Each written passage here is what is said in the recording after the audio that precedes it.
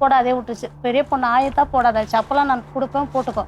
கொஞ்சம் குறிப்பிட்ட வயசு வந்தோடனே அது போட ஆரம்பிக்கல, போடாத விட்டுருச்சு. ஏம்மா போடணுன்னா அப்புறம் என் கையால் சாப்பிட கூட இல்லாத ஆயிடுச்சு.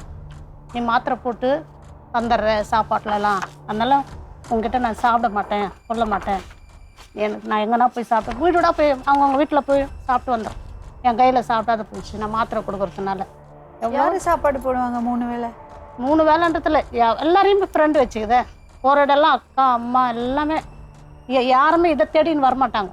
இதுதான் அவங்கள தேடின்னு போகிறது. கேட்டால் அந்த அக்கா வீட்டுக்கு போனோம்மா, இந்த அண்ணன் வீட்டுக்கு போனோம்மா, அண்ணா மாமா இதுதாம்மா சொல்லின்னு இருக்கோம். விடா போவோம். இந்த மாதிரி சொல்லும், போகாதம்மா உங்கள் வீட்டுக்கு போகாத, உன்னை யாருன்னா உன்னுடைய ஃப்ரெண்டுங்க யாருன்னா உன்னை தேடின்னு வராங்களா, நீ ஏன் போகிறன்னு கேட்பேன். யாரையும் தெரியும், இதுதான் ஓடுமா, போயிட்டு எங்கே போகுது ஏதா போகுதுன்னு எனக்கு தெரியாது. எல்லாம் அந்த பொண்ணை பார்த்தா எல்லாம் கேவலமாக சொல்லும். சின்ன பிள்ளைங்க கூட மயிரை பிடிச்சி இழுத்துன்னு வராங்க. அவ்வளோ ஒரு கேவலமாக பண்ணாங்க. அந்த பொண்ணு எனக்கு அது மனசு கேட்காது.